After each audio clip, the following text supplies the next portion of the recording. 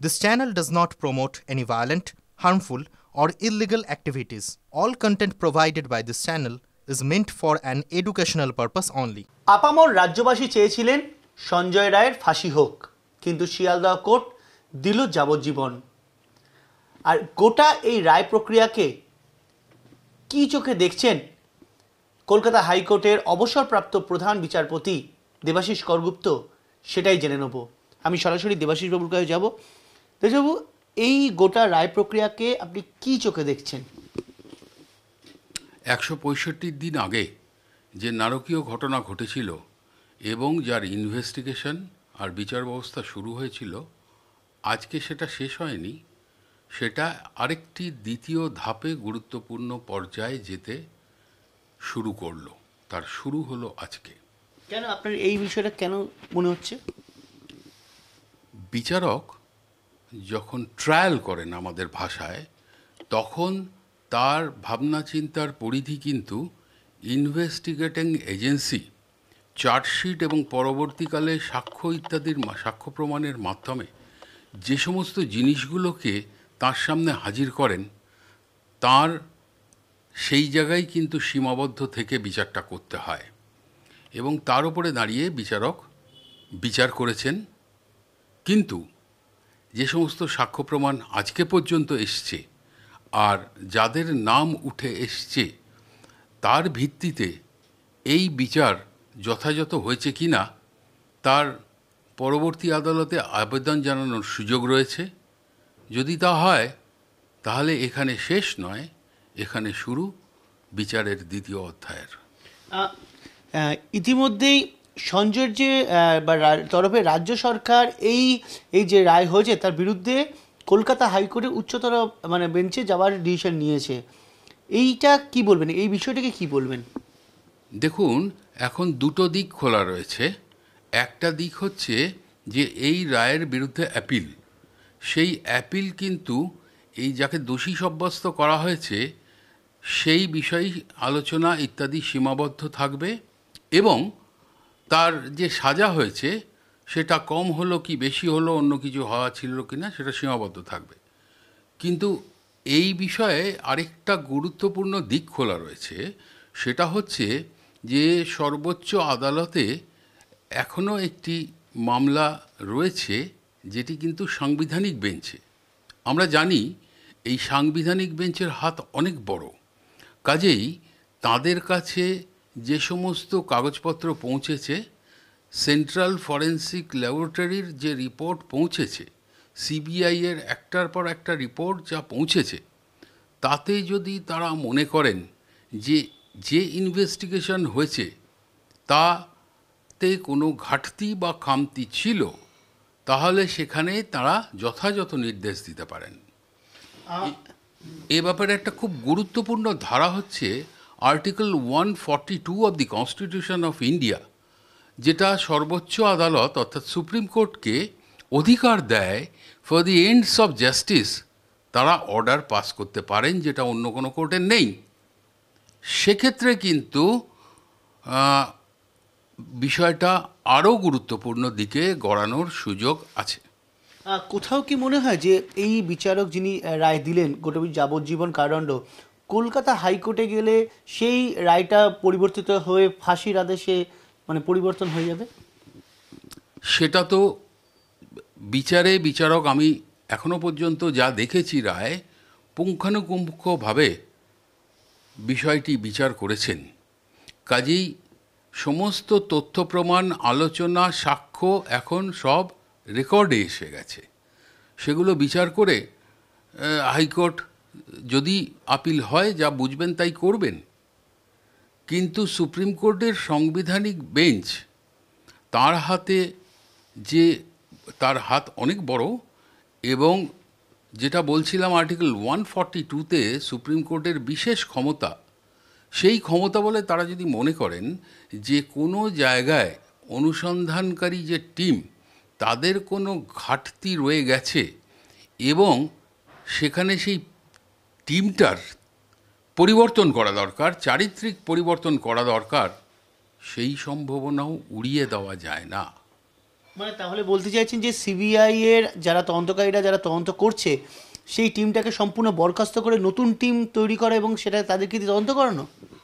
আমি ঠিক তা বলছি না, আমি বলছি এদের ব্যাপারে যদি ডিসস্যাটিসফাইড হয় মহামান্য সর্বোচ্চ আদালত, তাহলে কিন্তু সর্বোচ্চ আদালত এদেরকে রিপ্লেস করতে পারেন এক বা একাধিক অনুসন্ধানকারী অফিসারকে, এবং তাদের মতে যে যোগ্য অফিসার তাদেরকে নিয়ে আসার সম্ভাবনাও উড়িয়ে দেওয়া যায় না। এবং সেক্ষেত্রে আমি একটা কথা বলবো যে আজকে একটা অনুসন্ধান রাজ্য সরকারের থেকে চলে গিয়ে সিবিআই এর হাতে যাওয়ার পর টালা থানার প্রাক্তন ওসির যা পরিণতি হয়েছিল, সেখানে কিন্তু এই ক্ষমতা নতুন ইনভেস্টিগেটিং এজেন্সি থাকবে যে এখন যারা অনুসন্ধান করছেন তাদের পরিণতিও সেই দিকে চলে যেতে পারে।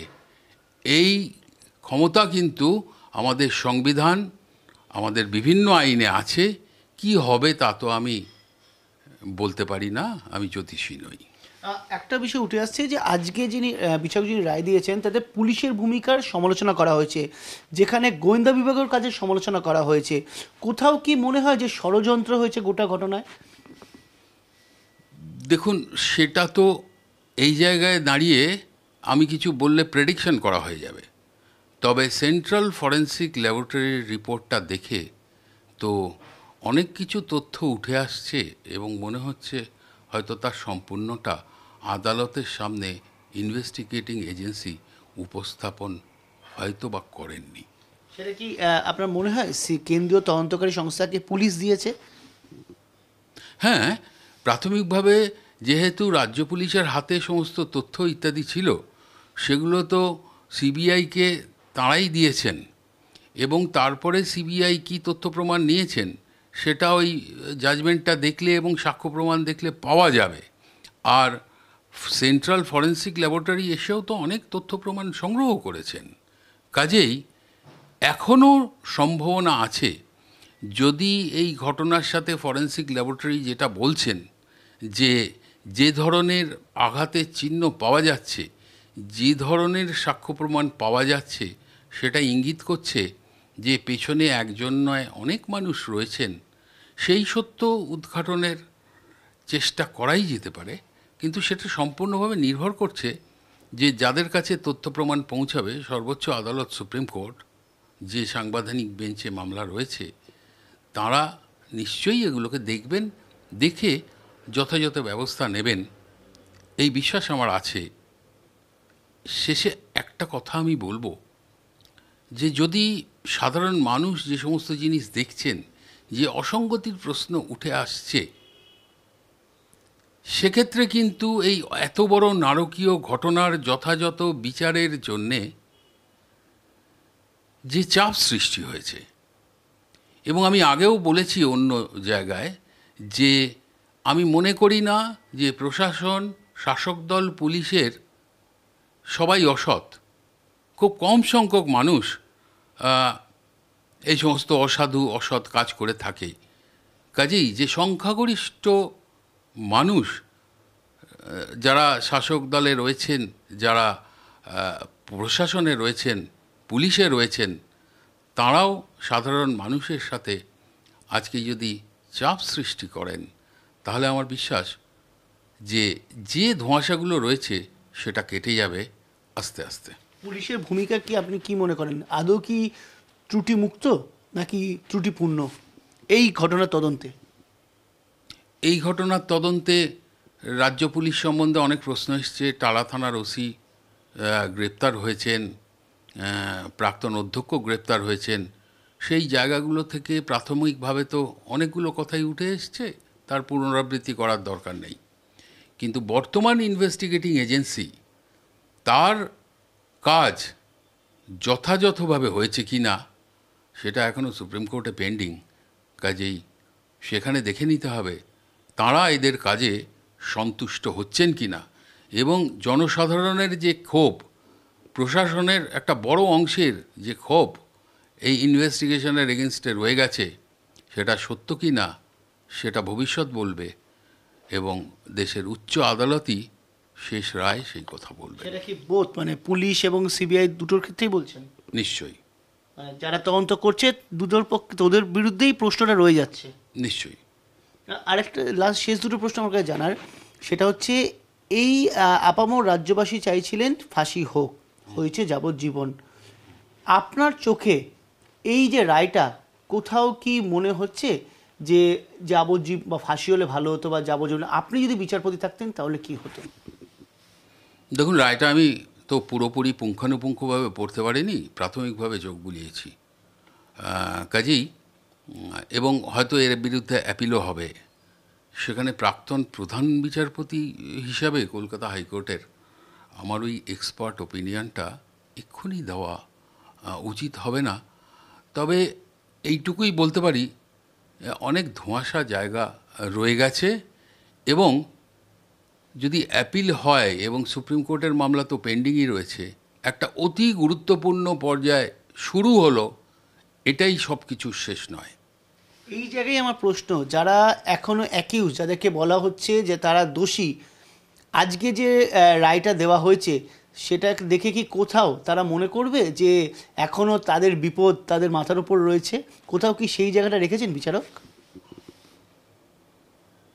যতক্ষণ পর্যন্ত অনুসন্ধান চলছে, একটা রায়ের বিরুদ্ধে অ্যাপিল হচ্ছে এবং দেশের সর্বোচ্চ আদালতের সাংবিধানিক বেঞ্চে একটা মামলা এই প্রসঙ্গে পেন্ডিং রয়েছে, ততক্ষণ পর্যন্ত যদি কেউ থেকে থাকেন পর্দার আড়ালে, তাহলে তার নির্ভয় চলা বা সব শেষ হয়ে গেল ভাবার জায়গা আসেনি। সেটা কি পুলিশ হতে পারে, প্রশাসনের কেউ হতে পারে, সাধারণ কেউ হতে পারে? সেটা তো যে কেউই হতে পারে। যদি এরকম তথ্য বেরিয়ে আসে, এটা কোনো ভবিষ্যৎবাণী করা যায় না, সেটা তো নির্ভর করবে ইনভেস্টিগেশন, বিচার ব্যবস্থা আরও এগিয়ে সেটা বোঝা যাবে। আমার শেষ প্রশ্ন, একজন অবসরপ্রাপ্ত প্রধান বিচারপতি হিসেবে যে দীর্ঘ 162 দিন গোটা বিষয়টি আপনি পর্যবেক্ষণ করেছেন, দেখেছেন, খোঁজ নিয়েছেন, কোথাও কি আপনার মনে হয় সঞ্জয় রায় একা অভিযুক্ত, বা আদার্স এর মধ্যে কেউ যুক্ত না, বা মনে হয় আদার্স কেউ এর মধ্যে যুক্ত আপনার চোখে? দেখুন, আমি তো প্রত্যক্ষভাবে ওই রেকর্ডসগুলোকে দেখিনি, কিন্তু সেন্ট্রাল ফরেন্সিক ল্যাবরেটরির রিপোর্ট এবং কিছু কিছু তথ্য যা মামলা চলাকালীন আমার কাছে সংবাদপত্রের মাধ্যমে এসছে, তাতে তো নিশ্চয়ই মনে হয়েছে যে ফরেন্সিক ল্যাবরেটরি, সেন্ট্রাল ফরেন্সিক ল্যাবরেটরির রিপোর্ট যা বলেছে সেটা আমরা সবাই জানি, এবং তার ভিত্তিতে তো ধোঁয়াশা থেকেই যাচ্ছে। ধোঁয়াশা এখনও রয়েছে, আর এই ধোঁয়াশা কবে কাটবে সেটাই কিন্তু এখন মূলত প্রশ্ন। কলকাতা হাইকোর্ট, সুপ্রিম কোর্ট প্রত্যেকেই এই বিষয়টিকেই গুরুত্ব দেবে বলে সাধারণ মানুষেরও আশা জাগছে। কারণ তারা একটাই প্রশ্ন তুলছে যে সঞ্জয় রায় একা দোষী নয়, এই ঘটনায় আরও অনেকে যুক্ত রয়েছে। কিন্তু গোটা ঘটনায় যে তদন্ত প্রক্রিয়া এগিয়েছে, সেই তদন্ত প্রক্রিয়ায় কতটা গাফিলতি ছিল সেটাও কিন্তু একটা বড়সড় প্রশ্নচিহ্নে দাঁড় করিয়ে দিয়েছে। ক্যামেরায় পিকুর সঙ্গে সায়ন্ত ভট্টাচার্য, টিভি9 বাংলা, কলকাতা।